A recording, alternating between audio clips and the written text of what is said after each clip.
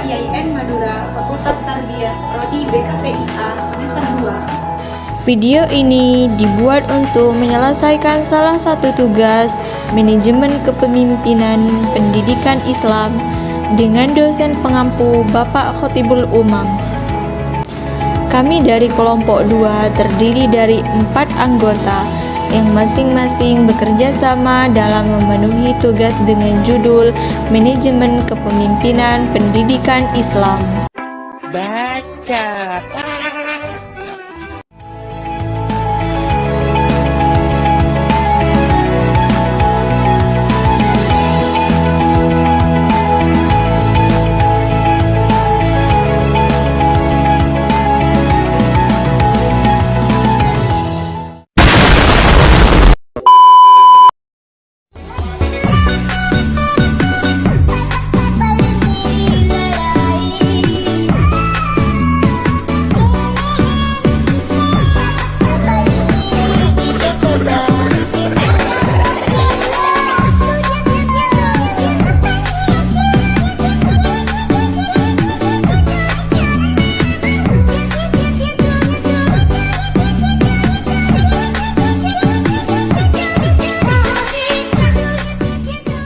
A few moments later.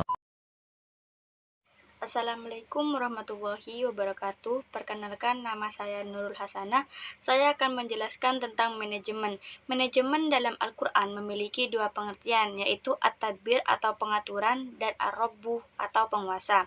Nah, manajemen Islam adalah suatu kerangka kerja yang terdiri dari berbagai komponen yang secara keseluruhan saling berkaitan dan terorganisir dalam rangka mencapai tujuan khalifah. Nah, secara istilah, pengertian manajemen merupakan suatu seni atau ilmu yang berorganisasi seperti menyusun, perencanaan, membangun, pergerakan atau pengendalian atau pengawasan. Sekian dari saya. Wassalamualaikum warahmatullahi wabarakatuh. Assalamualaikum warahmatullahi wabarakatuh. Baik, di sini saya akan menjelaskan tentang kepemimpinan pendidikan Islam. Kepemimpinan pendidikan Islam di sini adalah kemampuan untuk mengarahkan, melatih, mengatur, memerintah agar suatu organisasi dapat berjalan dengan baik dan lancar, dan supaya untuk mencapai suatu tujuan yang telah direncanakan berdasarkan dengan nilai-nilai Al-Quran. Sedangkan pemimpin di sini adalah orang yang memimpin suatu kelompok 2 orang maupun lebih, baik itu dalam organisasi maupun itu dalam keluarga. Pemimpin di sini merupakan suatu tugas yang sangat mulia. Lantaran tugasnya antara lain yaitu untuk memenuhi segala kebutuhan anggota masyarakat. Sedangkan dalam kitab Al-Ahkam Al-Syutayah Al-Mawardi dikatakan bahwa kepemimpinan adalah suatu tema yang bertujuan untuk menggantikan kenabian. Baik, saya akan melanjutkan dari materi kedua. Dari berbagai unsur manajemen yang telah dikemukakan di atas, dapat kita simpulkan bahwa fungsi manajemen itu adalah yang pertama ada planning. Perencanaan di sini merupakan suatu proses untuk mempersiapkan liputan untuk kegiatan-kegiatan di masa depan dan untuk mencapai tujuan yang optimal. Yang kedua ada organizing, tindakan. Di sini merupakan proses mengatur wewenang dan tugas tanggung jawab pada setiap individu yang berkaitan dengan perusahaan atau organisasi. Dan yang ketiga ada activing atau tindakan. Di sini usaha untuk menggerakkan semua anggota dalam suatu organisasi untuk ikut atau bekerja sama, seperti halnya perusahaan A memilih memproduksi pakaian, sedangkan atasan itu harus memberikan motivasi atau arahan. Nah, yang terakhir ada controlling. Controlling di sini merupakan suatu kegiatan untuk mencocokkan apakah kegiatan operasional di lapangan sesuai dengan rencana atau planning yang telah ditentukan dari sebuah organisasi. Contohnya di sini, jadi atasan itu harus memberikan pengawasan dalam pengelolaan kegiatan usaha yang dapat dilakukan oleh manajer.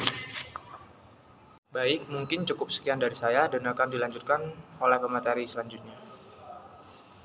Baik, di sini saya akan melanjutkan penjelasan yang telah dipaparkan oleh teman-teman saya. Langsung saja di sini saya akan menjelaskan bagaimana perspektif manajemen pendidikan dalam Islam.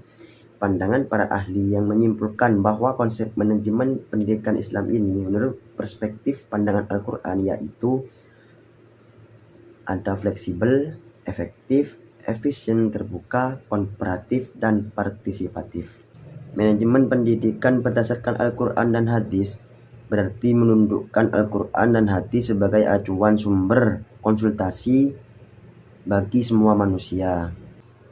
Menempatkan Al-Quran dan hadis pada posisi seperti itu bukan berarti mengingkari ilmu-ilmu kauniyah yang sebagian besar ditemukan oleh manusia, melainkan menyelaraskan Al-Quran dan hadis dengan ilmu-ilmu kauniyah yang ditemukan oleh orang-orang. Ketika manajemen pendidikan dibangun di atas landasan Al-Quran dan hadis, akan menghasilkan nilai yang lebih, diantaranya proses perencanaan yang lebih futuristik, proses organisting dan actuating yang berguruh kuat, dan yang terakhir proses self control yang kuat dalam perspektif bagi orang muslim. Baik, begitu saja dari saya. Sekian, wassalamualaikum warahmatullahi wabarakatuh. Dapat kami simpulkan dari semua penjelasan di atas bahwa manajemen pendidikan adalah proses perencanaan, peorganisasian, pengarahan, dan pengendalian sumber daya pendidikan untuk mencapai tujuan pendidikan secara efektif, efisien, mandiri, dan akuntabel. Manajemen sangat diperlukan dan bermanfaat untuk semua ragam organisasi, politik, bisnis, pendidikan, olahraga, pemerintah, dan sebagainya.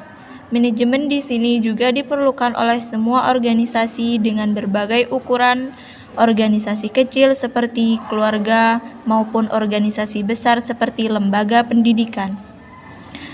Pendidikan baik diselenggarakan dalam keluarga, masyarakat, ataupun madrasah akan semakin maksimal dalam pencapaian tujuannya bila menggunakan manajemen yang memadai.